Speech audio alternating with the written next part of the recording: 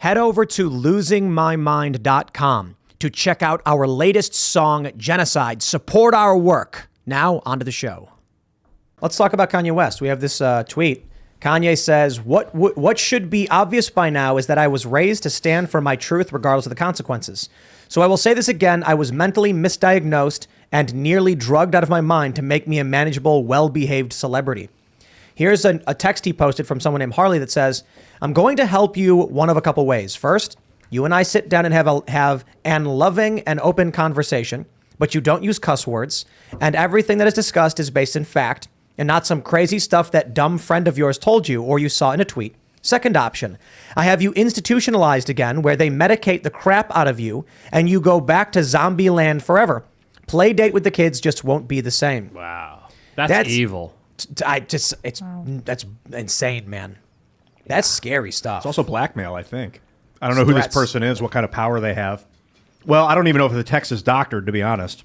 But I don't think Kanye would lie, but I don't know. I was watching Nathan For You because he's got a new show coming out. So like HBO put him on the front page, and I saw it. And I'm like, yeah, I've never watched it, so I did. For those that aren't familiar with the show, he says that he graduated from business school and he wants to help businesses get new customers. It's not true. It's just a funny reality show. It's comedy. He goes to a TV shop that's losing business because of Best Buy. And so he says, here's what we're going to do. We are going to exploit Best Buy's price match policy. We're going to sell your TVs for $1, then go to Best Buy and say, see, look, they're for $1 so we can buy all your TVs.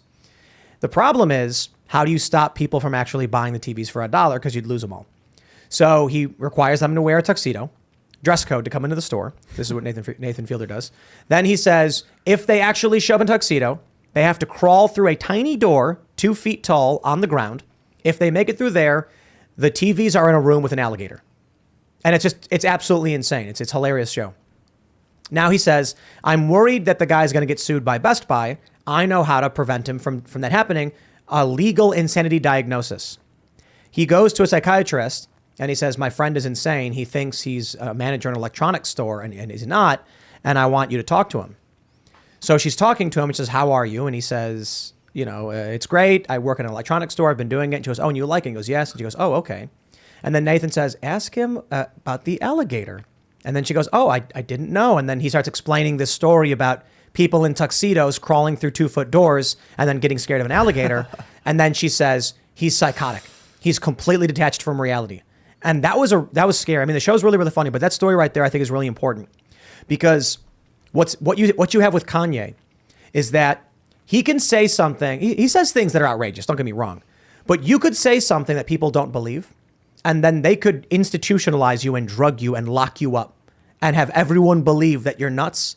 And then the crazy thing is, he's saying he was nearly drugged out of his mind. Some of the crazy things he may have been saying was because they were pumping him full of crazy drugs. Mm-hmm. Yeah. I know that it came out on the Lex Friedman podcast with Ye that he was exhausted. It was like he had a bout of exhaustion that landed him in the hospital, and they treated it like a mental diagnosis. Mm-hmm. And that's the whole thing, remember, from 4 years ago, and it's like, oh, Kanye was in the mental hospital, and that's when they were drugging him, I guess. Yeah. A lot of these big pharma pills have a lot of unintended consequences, especially when it comes to messing with your brain chemistry, which is not an exact science. Each person has a different brain chemistry. Each person's brain works different than the other person. So just throwing pills at it, I mean, this would explain some of the kind of more manic behavior by Kanye, especially if he is just being given pills or even worse, forced to take pills. And this could also explain why a lot of people are having psychotic breakdowns, especially in Hollywood.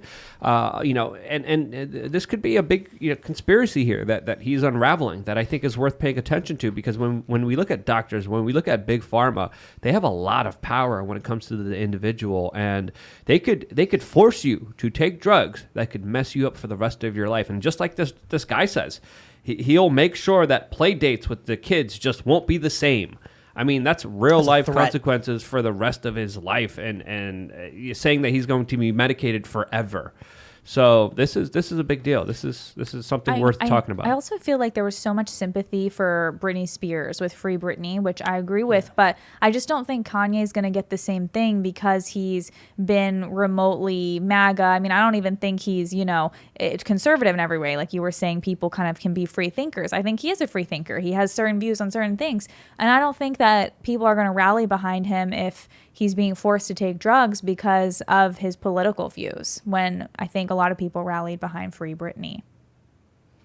Yeah, he tweeted that he's what is all this stuff he's posting? Oh, is he going after people now? Oh man, he's on a tweet storm. By name, yeah. I'm looking at his Twitter right now. I'm trying to read it. It's a lot of information. Well, that's what Lex Fridman encouraged him. He's like, rather than just scream about an ethnic group of people, name people. Name them. Yeah, go for it. And I don't think they canceled him because of that. I think it was because of political stuff. I think that was just an excuse. They were like, oh, great. Now here's a great example of why we can cancel him. But I don't think that's what it was. I mean, Harry, Prince Harry and Meghan, like he wore a Nazi outfit.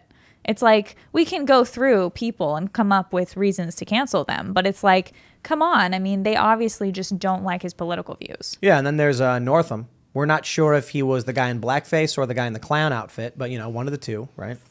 And they didn't cancel him. Yep. Mm-mm. I think you look back in time. What they learned, the government, the intelligence agencies, is that assassinations are a bad idea. It martyrs people. It makes their ideas last forever. And so look what they're doing to Julian Assange. You lock him up in a tiny room so he can't work, so he struggles to work.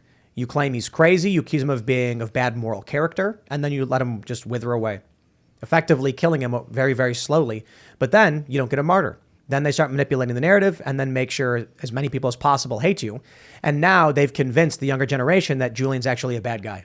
So they have these young Democrat voters who don't like him. I think that is what the left wants to do, and I think that's what they're doing to the January 6thers. A lot of them are in solitary confinement, totally suffering. Many of them, literally zero violence, walked inside and so on, but they just want to slowly kill them because solitary confinement does drive people crazy. Forcing people to take drugs, of course that's going to make you crazy. That's the goal of the drug, to alter your brain.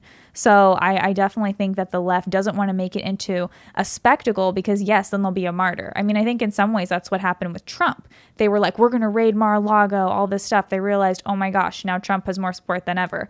Everybody is obsessed with Trump 2.0. So they're not going to do that to a lot of these other people. They'd rather just have them slowly wither away. That's the oubliette is the old torture chamber. It's an old prison cell. French means to forget. And they would just throw people down a hole and leave them there. Yeah, and then you just slowly die of dehydration? Or they'd pull you out eventually and put you back in the cell and be like, if you do that again, you're going back in the oubliette. Is there water in the oubliette? They would just dump stuff down there. They'd be laying on like dead rats. Dead human bodies would be in the oubliette with them. They'd be laying there. They'd like pour buckets down. Jeez. They'd defecate all over themselves. I mean, it was the worst of the worst torturous prison cell. And anyone could do it at any time. A lot of castles have an oubliette. And now, with social media, banning someone off social media, it's kind of like, hopefully they forget about him. I think that's what they did with Trump. They were like, now that he's gone, his influence won't be permeating. But they need Trump. Yeah, they need the boogeyman. Yeah. They tried doing DeSantis. It didn't work. They tried doing Tucker. Tucker is the new Trump. And no, he's really not. Without Trump, they don't have anything. But he gives Jennifer Lawrence nightmares. He does.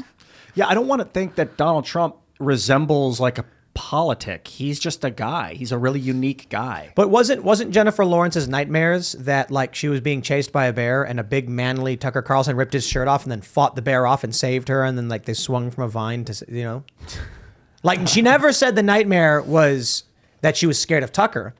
You know what I mean? Like maybe the nightmare was Joe Biden was coming up behind her and then Tucker jumps in and saves the day. Yeah, well, she was just trying to get a sniff, Yeah, how her family or like people she knew from her hometown, because she's from like middle America, were Republican, and that like freaks her out to think that any of them would ever watch Tucker Carlson. She's probably like, oh my gosh, you guys are brainwashed. And so I think her whole goal was to say how people who watch Tucker are basically total idiots. Yeah, and a lot of people watch him compared to the old guard. As I think he's the number one, correct me if I'm wrong, in all of the United States when it comes to news reporting. And, he's someone that, again, also criticized Donald Trump in many instances, called him out for a lot of actions. But he's able to say things that of course, a lot of people can't even say online.